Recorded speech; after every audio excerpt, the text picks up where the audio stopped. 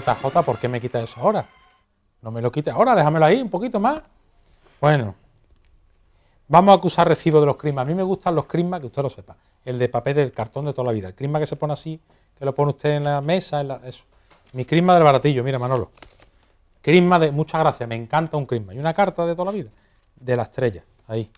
Pregonero, enhorabuena, no sé, mira. Pero oye, Víctor, mira qué bonito el del cautivo del tiro de línea, mira, todos los crismas, a mí me gustan los crismas. ¿Qué te pasa, Nacho? que junto también el de Santa Cruz, el del baratillo por dentro también tiene un dibujo de un hermano nuestro muy jovencito. Navidad baratillera, hombre. Muy jovencito. Vamos, ahí lo pongo yo. ¿Qué les parece? Y se asoman ustedes, qué bonita esta fecha. A mí me gusta mucho la Navidad, yo sé que usted dirá, a mí me pone triste, a mí me encanta, pero de toda la vida, desde que soy un niño, y me pongo triste como todos ustedes, pero que me encanta la Navidad, de verdad que me gusta mucho. Adelaida, ¿qué nos dicen en Twitter? Pues mira, también hemos recibido felicitaciones de Navidad en Twitter. Tenía yo aquí apuntadas algunas que hemos recibido a lo largo de esta tarde, por ejemplo, de la Hermandad Sacramental de San Juan Bautista de San Juan de Alfarache, Cofradías Sanluqueñas, la Agrupación Parroquial Humildad y Pilar de Montequinto, de Triana Cofrade, Lola Fernández, Carmen Núñez Luna, muchísimas, no te las puedo leer todas.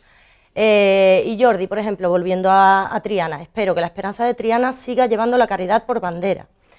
Lola Fernández, que también nos había felicitado, dice que le ha sorprendido gratamente Francisco Rivera y que cree que es tan digno de presentarse a hermano mayor como cualquier otro, y le desea suerte.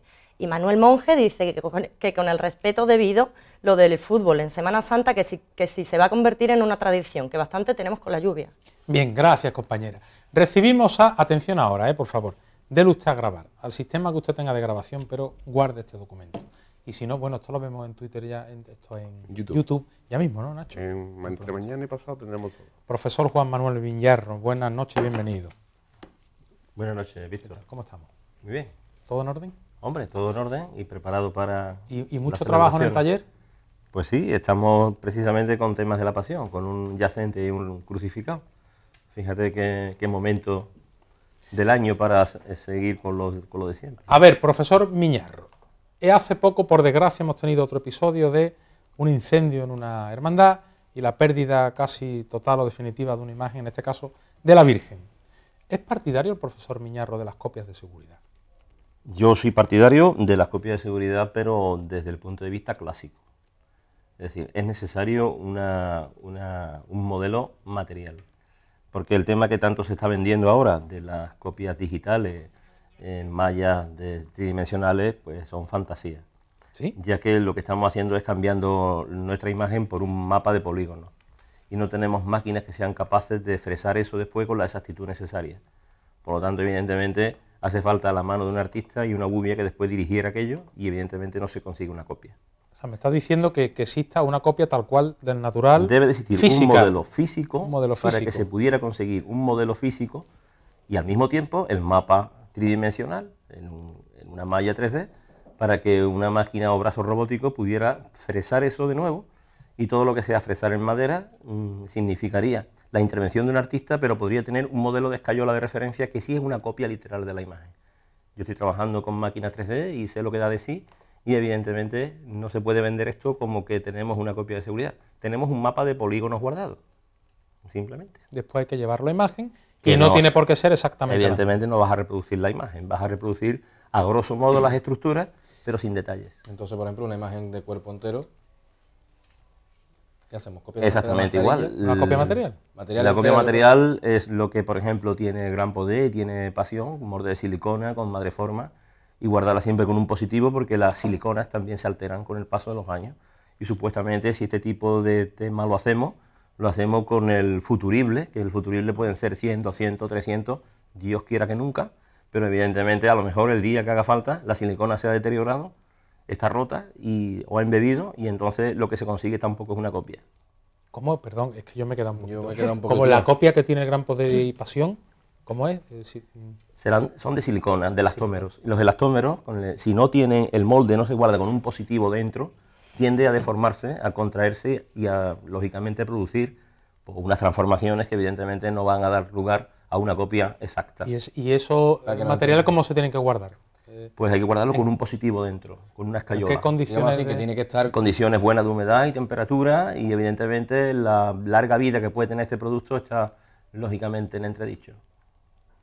No, lo que está diciendo es que, bueno, tenemos una copia en silicona que está cubierta. Tiene que estar con un interior, con un... Sí, que sí, efectivamente, no se puede guardar el negativo de por sí, porque la gravedad actúa sobre toda esa estructura. Lógicamente también partiendo de que técnicamente sea perfecto. Y perfecto quiere decir que tenga los enganches suficientes, que se llaman tetones, se llaman colas de Milano, lo que quiera que sea, en amplia superficie de la forma, en estructuras de gran tamaño, pues eso requiere muchos más puntos de contacto íntimos con la madre, porque si eso no es así, se va a descolgar de todas maneras, y donde no había un bulto va a aparecer un bulto, donde no había una forma va a aparecer lo que no es. A ver, señoras y señores, atentos por favor. Vamos a hacer una pregunta en voz alta delante del profesor Miñarro y a continuación le vamos a pedir que intente responderla. ¿Es posible que el hombre que estuvo dentro de la síndrome de Turín, de la conocida sábana santa, sea el mismo hombre que estuvo en contacto con el pañolón sudario de Oviedo? ¿Puede ser la misma persona, pero exactamente la misma persona? Bien, el profesor Miñarro forma parte de un equipo multidisciplinar, profesionales de distintas ramas que han hecho un estudio. Y a nuestro profesor aquí en Sevilla le tocó una parte. Y él ha hecho esa comparativa. Él tenía parte de un estudio, ha ido creciendo hasta llegar a la comprobación experimental síndrome sudario de Oviedo. Y el resultado es emocionante, cuando menos emocionante. Va a ser motivo de exposición, ya nos enteraremos ahora, pero yo lo que quería es que usted viera esta noche, le pedí permiso y él me lo ha dado, viera usted conmigo todo el estudio, yo lo tengo al completo, todo el estudio del profesor Miñarro, pero que lo visualice y oiga a él cómo lo explica. A ver lo que tardamos y de lo que somos capaces. Él lo va a explicar muy bien, seguro. Yo entiendo que usted debería grabarlo y que va a disfrutar una barbaridad. Profesor, cuando quiera, vamos a empezar por el principio. Partimos de una pregunta. ¿Es el mismo hombre? Pues todas las evidencias que se han encontrado pues apuntan a que sí. No solamente porque hay pruebas con respecto a los fluidos, es decir, a la sangre, hay pruebas de que la sangre incluso es el mismo grupo sanguíneo, esto puede ser una coincidencia, pero aquí lo más importante es que toda la topografía de tanto del rostro de la síndrome como del rostro del sudario es concordante, es correlativa, se correlacionan perfectamente, y al mismo tiempo la posición de las lesiones, número y posición, no las manchas de sangre, puesto que cabezas distintas pueden dar lugar a manchas parecidas y cabezas muy parecidas o iguales pueden dar lugar a manchas distintas. Entonces, lo que se ha hecho es un estudio basado en la antropología física, que es una parte de la ciencia forense destinada a la identificación de cuerpos, de cadáveres, cuando se tienen improntas o cuando se tienen fotografías y no se tiene el cuerpo de referencia. Eso es lo que se ha utilizado. Y aparte de eso, pues la comparación síndrome sudario llevada a cabo también desde el punto de vista de la antropometría y del mundo de las proporciones. Pero para el profesor Miñarro, ¿es la misma cabeza la que estuvo en un sitio y en otro? Sin duda es la misma cabeza. Hemos encontrado más de 20 puntos de evidencia, lo cual le da lugar a una valoración de pruebas que tienen un nivel tremendo. En la mayoría de los sistemas judiciales del mundo hacen falta 12 puntos de evidencia o 12 pruebas para llegar a un dictamen judicial, y en otros hacen falta 8, nosotros hemos alcanzado más de 20, por lo tanto cualquier juez podría dictarnos pues, o sea, un acto de judicial que son los dos iguales, que nos diría que esos dos lienzos se han utilizado con el mismo cadáver. No quiere decir que sea Jesús de Nazaret. Esto ya es una historia que se remonta a los primeros años de los estudios del sudario de Oviedo. En el año 94 fue Monseñor Giulio Ricci y después en los congresos internacionales, y verdaderamente, bueno, lo que estamos viendo es una presentación PowerPoint que en principio hace un recorrido por las aportaciones más importantes de los investigadores, porque esto no es solamente... Yo empecé a actuar en este tema a partir del año 2006, anteriormente solamente estuve dedicado a la síndrome, y a partir del 2006 asumí toda esta, se puede decir, responsabilidad de intentar ver o comprobar la correlación, ¿no? Y bueno, evidentemente esto, pues ya digo, es muy complejo, entender el sudario es muy complejo. El sudario de Oviedo es una tela que lleva en España por prácticamente desde el siglo VII, y sin embargo, pues no tiene imagen, no es como la sábana santa, por lo tanto no se ha hecho famoso por eso, y sin embargo sí tiene una información riquísima. Es una tela más pequeñita, mide 53 centímetros por 82 aproximadamente, está hecho en tejido de lino, y es un lino en tafetán, no como en la síndrome, que es una sarga levantina, pero tiene las características de un telar judío, porque se tejió también un tipo de algodón, y al mismo tiempo porque fue un telar vertical con pesa que solamente existió hasta el siglo IV después de Cristo. Entonces todas estas características, lo que estamos viendo son las correlaciones que hay.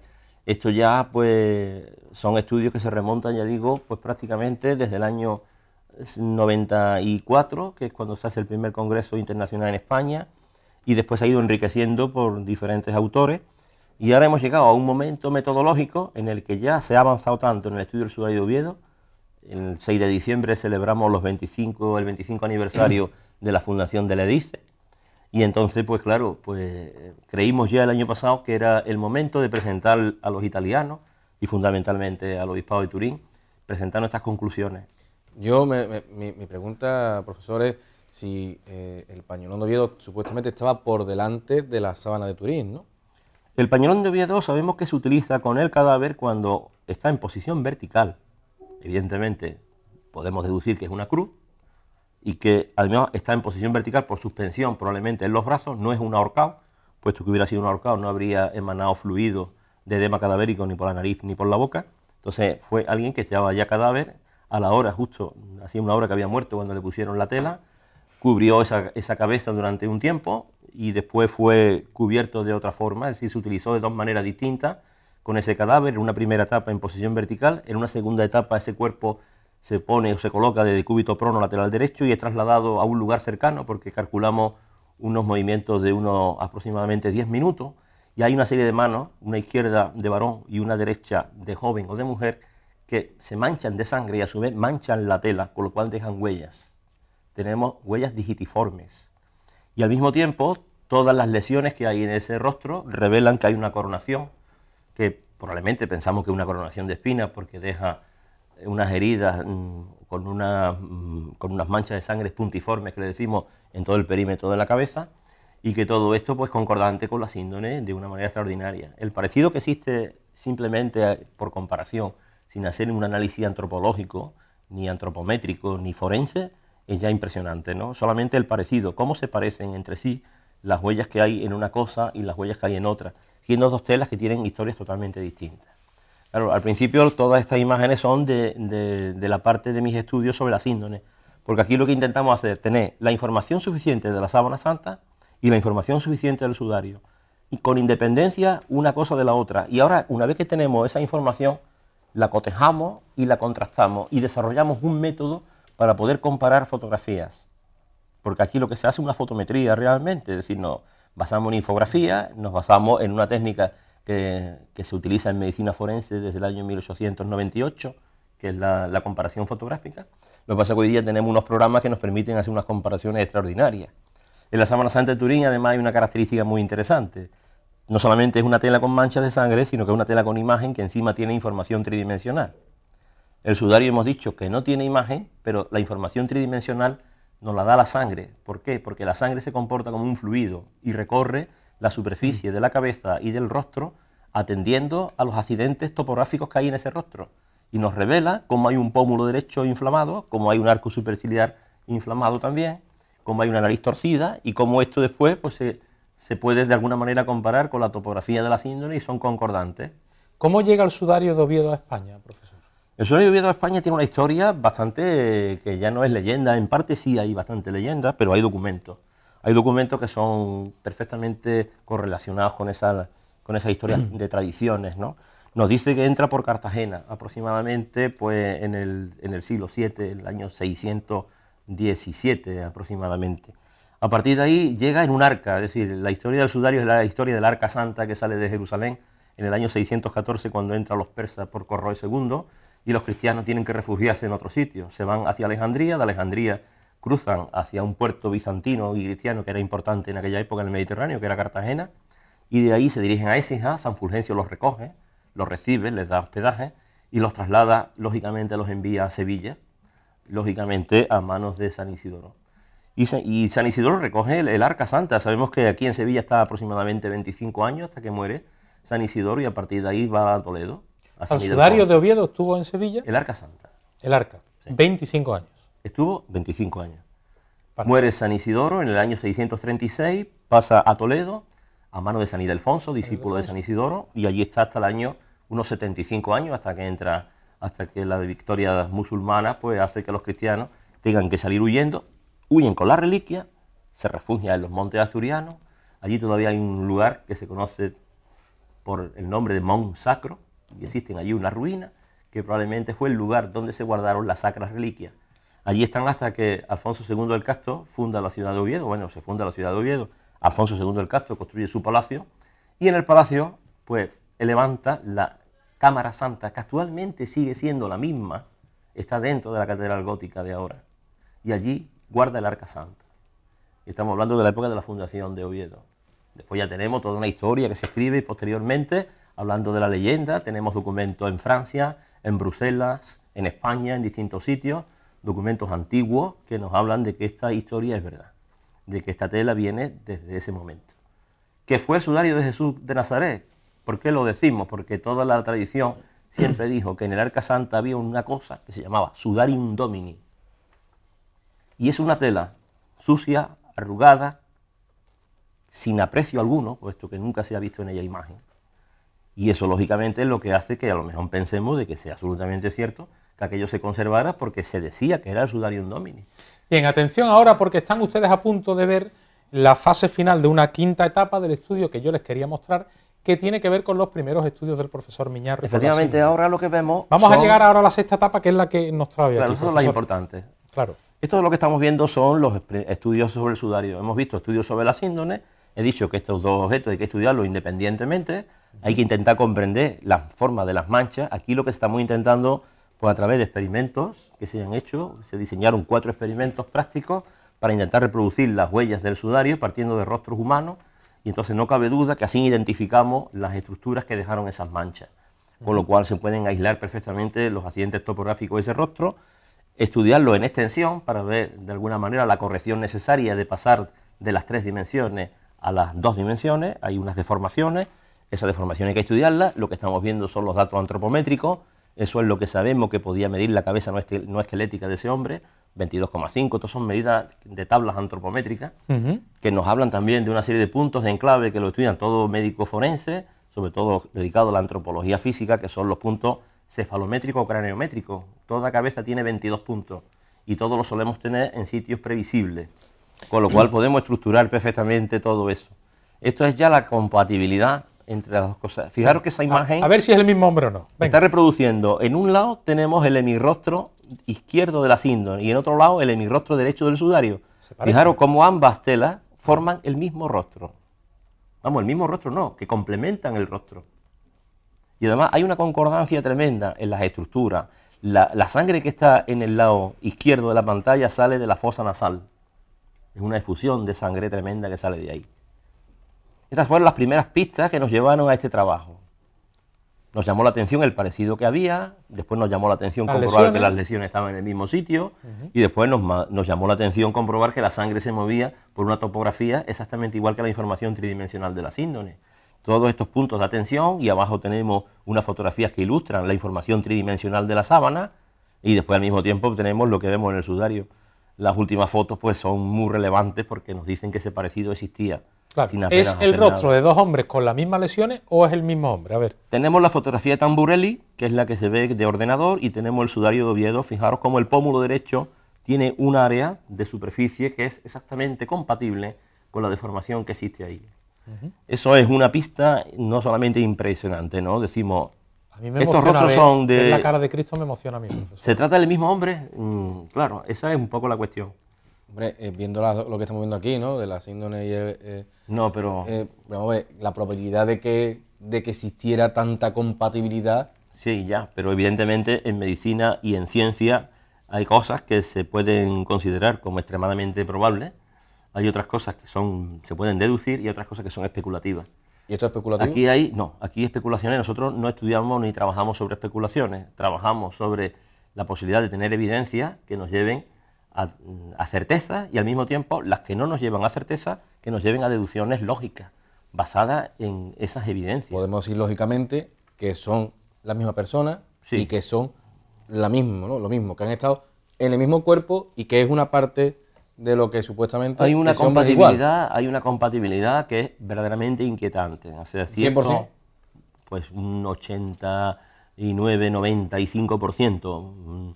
porque evidentemente hay lagunas que no hemos rellenado aún porque no hemos podido investigar las síndones. Hay que decir que todo lo que sabemos de la Sábana Santa es por trabajo sobre facímiles. El equipo de investigación no ha desarrollado ninguna actividad sobre las síndones. Sobre la Sábana Santa hace más de 30 años que no se hace nada de estudio científico. En el año 78 se hizo el estudio científico del cual se vive, y se vive de unas rentas tremendamente antiguas. Entonces hay que volver a investigar las síndones. Probablemente lo que los italianos pretenden es publicar este trabajo, presentarlo en Turín en mayo, coincidiendo con la obtención de las síndones de este año, y esto quizá sirva, porque incluso la idea es llevarlo al Vaticano y presentárselo al Papa, para conseguir que la Iglesia vuelva a dar autorización para hacer este estudio, porque este argumento nos lleva a una cosa distinta.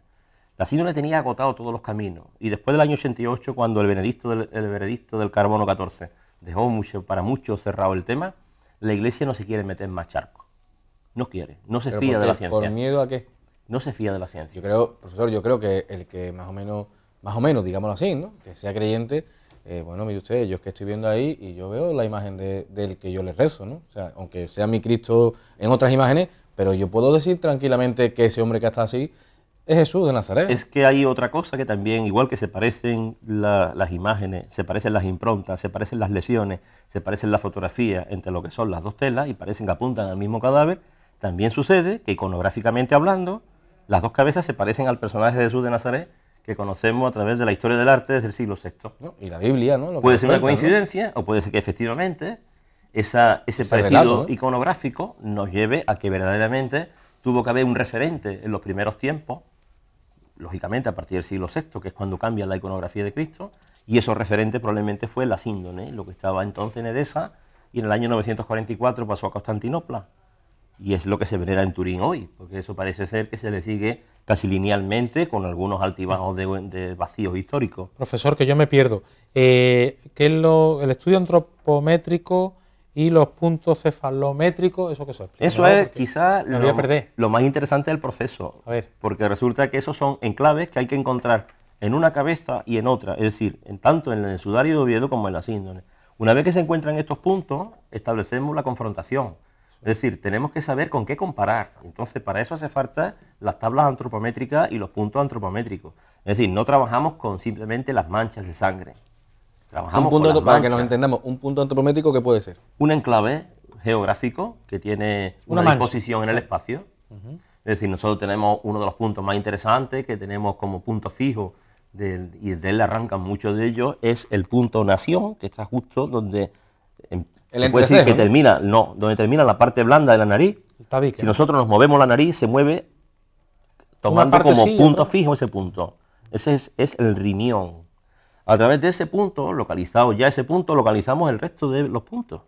Porque tenemos una serie de planos de referencia, algunos transversales y otros sagitales, y eso está estructurado, y toda cabeza humana, con diferencias, lógicamente, raciales, de sexo, de edad, etcétera, pero más o menos es previsible dónde vamos a tener las orejas, aunque no las encontremos.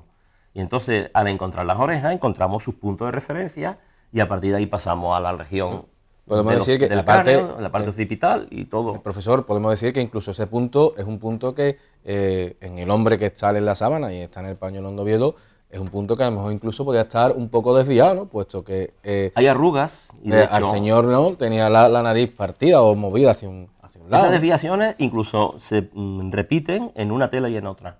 Es decir, tanto la nariz del hombre de la síndone como la nariz del hombre del sudario estaba aplastada y desviada a la izquierda. Tiene que haber mucha Ahí tenemos cómo se ven la posición de las orejas en la Sábana Santa. No existen, porque la síndone es uno de los misterios que hay, que tenemos impronta de corporal, dorsal y frontal, pero no tenemos imagen lateral. Pero sin embargo hemos podido, lógicamente, deducir dónde poner las orejas, dónde estarían sus proyecciones, y eso nos sirve para confrontar la posición del sudario sobre la síndone, puesto que también sabemos dónde estaba la oreja derecha en el sudario de Oviedo. La encontramos hace unos 5 o 6 años. Encontramos la mancha que dejó. Y entonces eso ha sido fundamental para saber de qué manera cruzar la información entre una cosa y otra. Lo que vais a ver son ahora las superposiciones. Las superposiciones por transparencia son las más importantes, porque estas son las que nos llevan a ver cómo coinciden manchas, coágulos. Hay coágulos que, por ejemplo, le faltan el núcleo, y esas faltas se encuentran en la síndone, y sin embargo los núcleos faltantes están en el sudario. Es Es decir, que eso demuestra que una tela llegó antes que otra.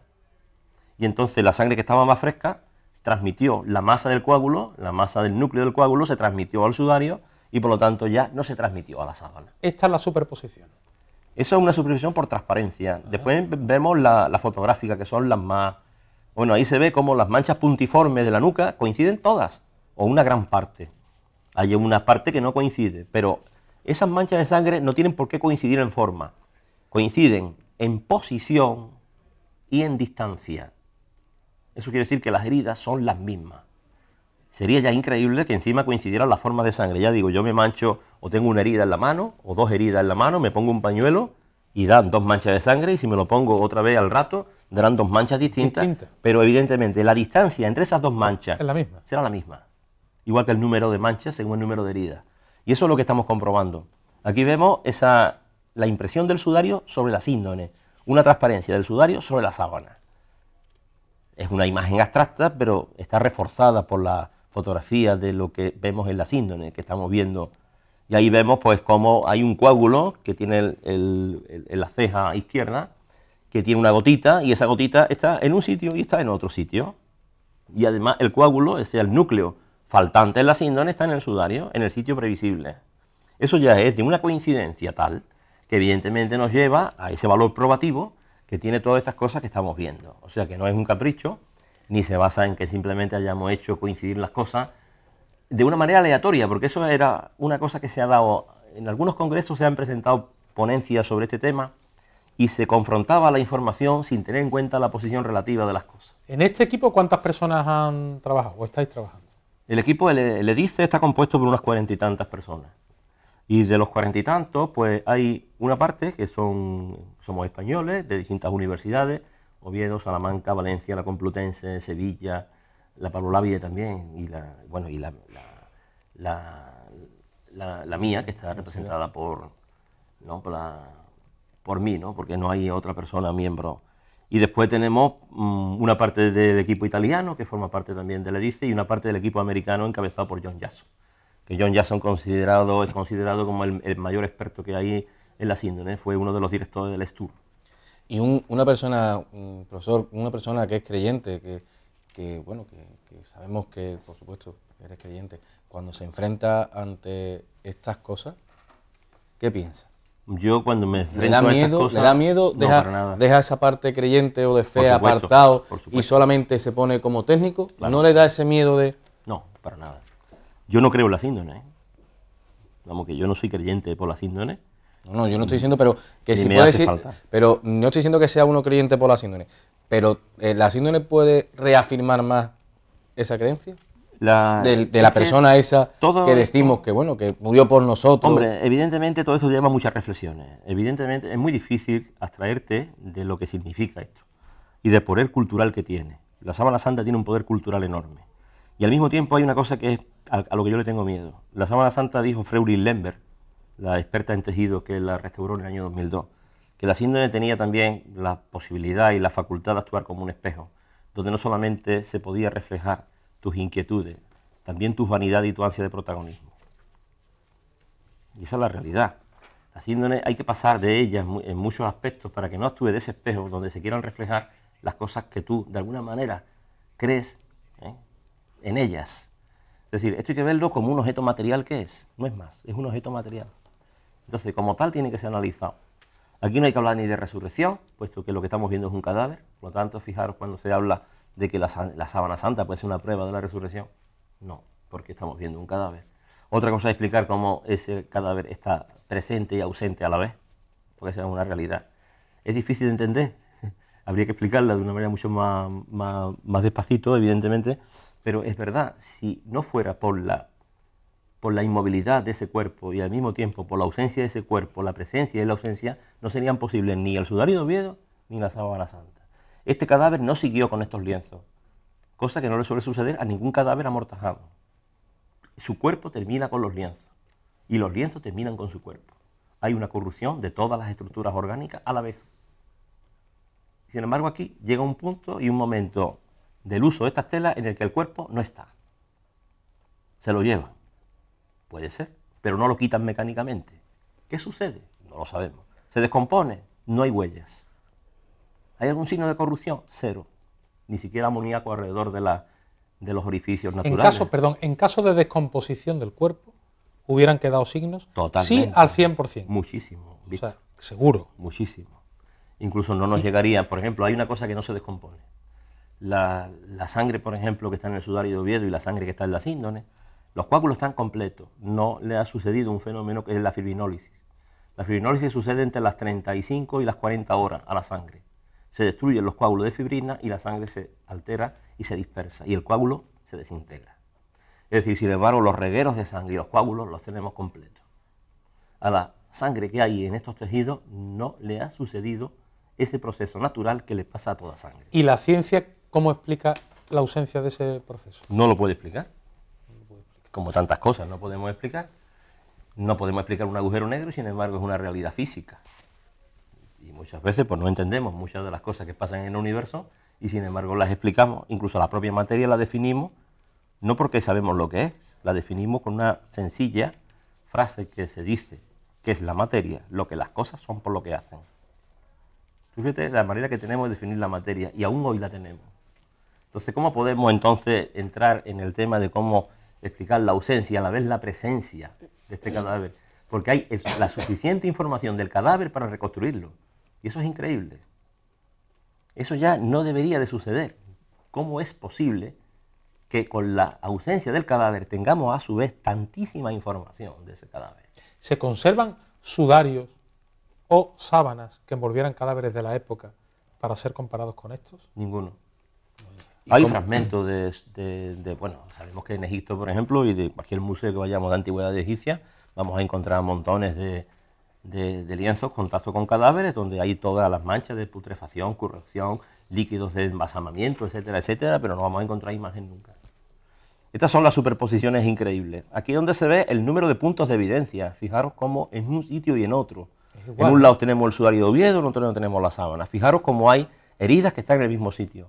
En la sábana santa, por ejemplo, que la tenemos en el lado derecho de la pantalla, tenemos un coagulito que pone sangre de corona de espina. Fijaros cómo en la sábana hay 3 puntos de sangre y en el sudario hay una gota enorme. ¿Por qué? Porque hay mucha más cantidad de sangre. Es la misma sangre. ¿Por qué? No es que sepamos... Bueno, la misma sangre se ha identificado, el grupo AB. Es la misma sangre vital, o sea que es sangre vital la que hay ahí. Es decir, que esas heridas se provocaron cuando este hombre estaba vivo. Y sin embargo hay otra sangre que sale por la boca y por la nariz que está rebajada entre un 6 y un 8% y que son lesiones. Esa es la topografía, las deformaciones son las mismas. Bigote las mismas barba, ¿no? Inflamaciones. Mira la barba perfecta. Es que la barba y el bigote están empapados en sangre.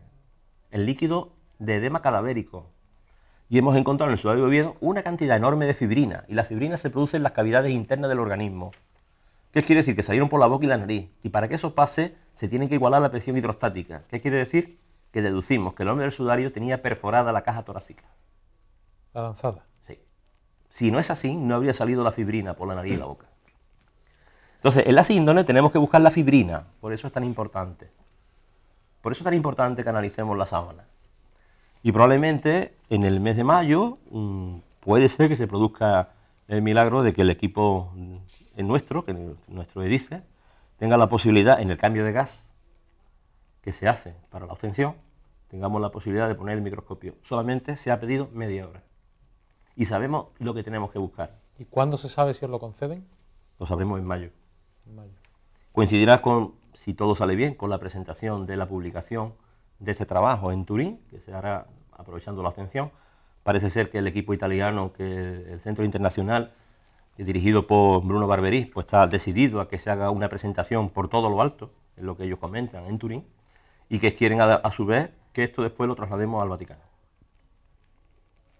Ya te digo, la presión cultural, eso es un dibujo realizado sobre la cabeza, es tremendo porque, claro, la cabeza humana no es desarrollable, sabemos que no es un objeto desarrollable, pero claro, la información del sudario de Oviedo se extiende en un cilindro, y el cilindro sí que es desarrollable. Entonces hemos hecho un desarrollo de ese rostro, y después, aparte de desarrollarlo, que sale la proyección de Mercator, es decir, lo que eran los mapas mundi, es la proyección de Mercator, sale deformado, pero cuando lo superponemos sobre la sábana santa, como se ve ahí, es impresionante cómo se ve que las estructuras de la imagen de las índones concuerdan y le dan cara al hombre del sudario, en el sudario de Oviedo no hay rostro. Yo siempre, además, insisto en una cosa, es curioso como de la síndrome nada más que se habla de la imagen. Incluso la gente se olvida de que es una tela que tiene dos caras, tiene anverso y tiene reverso. Bueno, pues todas las polémicas es sobre el reverso y sobre la imagen. En el sudario de Oviedo llevamos 25 años trabajando y sin imagen hemos sido capaces de construir toda la historia del uso de esa tela, incluso las estructuras orgánicas de la cabeza que envolvió. Y no tenemos imagen. Por lo tanto, en la síndrome habría que olvidarse de la imagen y trabajar sobre las manchas de sangre, porque son capaces de darnos toda la información. Un forense normalmente cuando investiga un crimen y tiene una tela que está en contacto con un cadáver, normalmente en esa tela solamente hay manchas de sangre, si se trasladó el cuerpo, y saben cómo se trasladó, cómo se envolvió y todo, y no tiene imagen, y no la necesitan.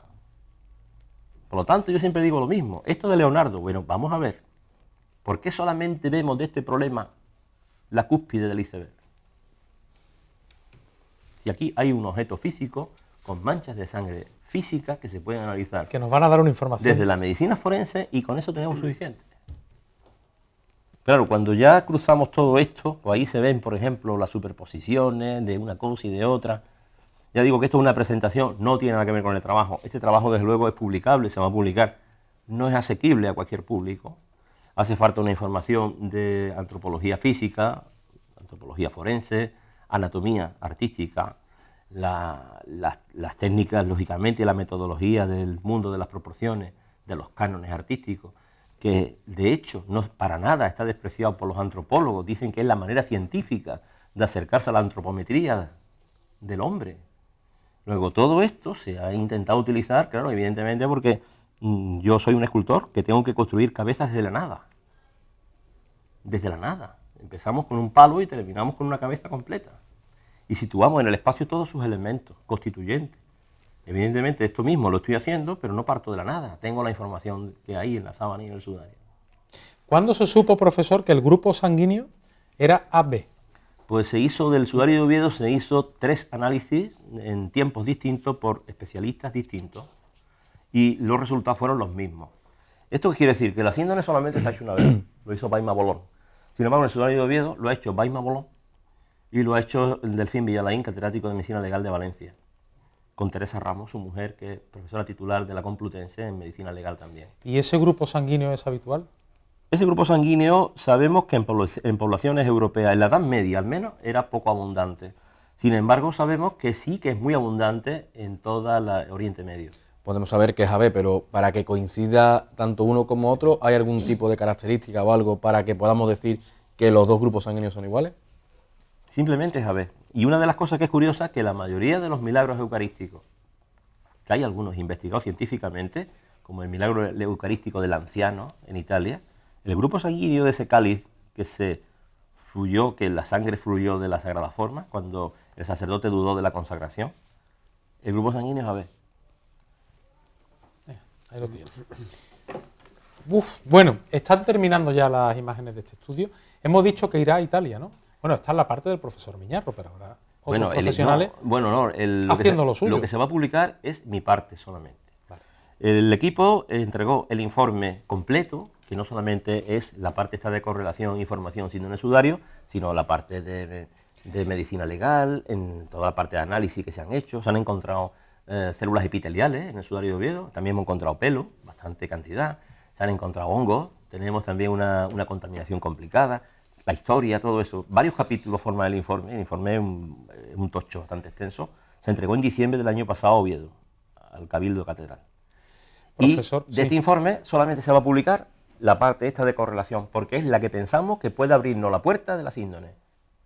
Y decimos, si esto se correlaciona de esta manera, este es la llave del puzzle. Y con 30 minutos ustedes tendrían bastante, ¿no? 30 minutos, solamente. Eso que ponen ahí, microscopio, máquina... Sí, pero sabemos lo que buscar y en dónde buscarlo. Y en el momento que eso se encuentre... Bueno, pues ahora te quedas por aquí y tomando ahora algo, me lo cuentas, vale, ¿sí o no? Muy bien. Gracias, profesor, por todo, ¿eh? De nada, a ustedes. Increíble, ¿verdad? Aquí en La Pasión, el profesor Miñarro. Bueno, rápidamente, que yo sé que me estoy comiendo todo el tiempo del mundo. Mala noticia de la Hermandad del Silencio. El capataz que nos ha dejado, Antonio de León, ha sido un disgusto.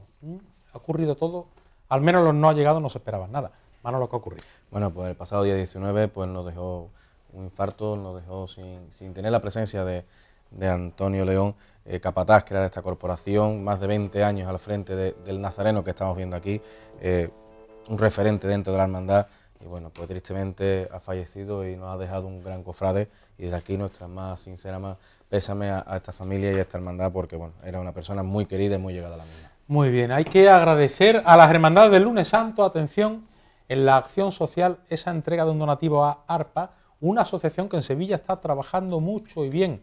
Afasia, lo recuerda, 8.000 euros de donativo. Muchas gracias a las hermandades del Lunes Santo, Nacho. Efectivamente, fue el pasado sábado cuando las hermandades, bueno, pues se reunieron en la iglesia de Santiago, una Eucaristía, y decidieron, bueno, pues que esa acción social se destinara a luchar contra los efectos de la afasia, ¿no? Y con ello, bueno, pues agradecemos muchísimo a las hermandades, bueno, pues que apoyen, en este caso, a ARPA, ¿no? Como digo, un acto donde también intervino José Carlos López Alba, el delegado de Día del Lunes Santo. Y además Chari Maldonado. Exactamente, bueno, pues que agradeció muchísimo, en pocas palabras, ¿no? Bueno, pues toda la acción que está volcándose Sevilla, ¿no? Sobre todo sus hermandades por esta secuela del ictus que siempre la tenemos al lado y no nos damos cuenta y nos afecta más de lo que nos queremos. Bien, no le pierda la pista a esta consecuencia de algún accidente cerebral, ¿verdad? Algún ictus. Hay consecuencias a veces que tienen que ver con la dificultad en el habla, en el lenguaje, y eso es la afasia. Y ARPA está trabajando a diario por ello. Ha bendecido, pasamos página, ha bendecido su nuevo taller el imaginero Fernando Castejón y ha presentado su nuevo estudio. Estamos viendo imágenes. Ocurrió el pasado lunes y ofreció una copita navideña y el sacerdote bendijo las instalaciones. Manolo, qué buen rato. Estamos con Fernando, con su familia y en su taller, ¿verdad? Me viendo su obra, tenía cosas de cuando empezó, cosas que estaba de sus comienzos sin terminar, que decía que algún día la terminaría. La verdad que fue un momento muy bueno, echamos un buen rato a la tarde de ayer en ese nuevo estudio y desearle la mejor de la suerte él ha pasado, ahí está el sacerdote bendiciendo, ha pasado por distintos puntos, ¿verdad? Distintas sedes, ahora tiene en esa zona de Nervión San Pablo, tiene Castejón el estudio que quería, la verdad que es una monería, ¿eh? La verdad que sí. Lo tiene preparado. Y Manolo, cuando se cumple un sueño, ¿verdad? Tienen que ser horas bonitas para Castejón. Pues sí. Porque nos dijo que ya está donde él quería y como él quería.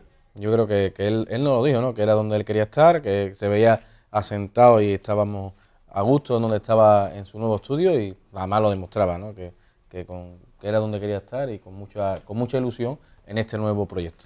Vimos su pintura, vimos su escultura, no olvidemos que es el autor de las imágenes, por ejemplo, de Pilmontano. De Pilmontano, por ejemplo, sí. Y bueno, y ha presentado el proyecto que próximamente, si Dios quiere, veremos en Alcalá de Guadaira. Alcalá de Guadaira, del beso de Judas. Bueno, y vimos muchas cosas y compartimos con él y con su familia y sus allegados una tarde muy hermosa. Y también, por supuesto, hablamos con él. El primer estudio que yo tuve fue en el barrio de San Vicente, en la calle García Ramos. De ahí pasé a la Plaza de la Encarnación, esquina con Regina. Y después estuve en mi domicilio unos años hasta que ya definitivamente pues me instalé aquí en este estudio, que prácticamente por ahora estoy estrenando. Ilusión, ¿no? Ilusión, alegría después de un largo tiempo, pues de ver ya culminado el estudio, ¿no? Como yo tenía proyectado, como yo quería que fuera. Toda la suerte del mundo a Fernando Castejón, que está de enhorabuena, está empezando de nuevo a andar ese camino. Bueno, el día 25 de enero a las 10:30 de la mañana del domingo, la patrona de la Virgen de la Paz de San Juan, ¿no, Nacho? Efectivamente. Sale en procesión, ya tenemos cofradía para el año que viene, Manolo, fíjate. Bueno, 24 es el día. Ahí el palio acompañado por la Banda Municipal de Coria, ¿eh? Así que ahí estaremos con vosotros el 25 de enero. Paramos un momentito, un par de minutos. Atención, hermanos y devotos del Valle. Viene también Mario Daza, reportaje de investigación con Jesús Romanov y todo lo que quepa de aquí a las 12, ya verás.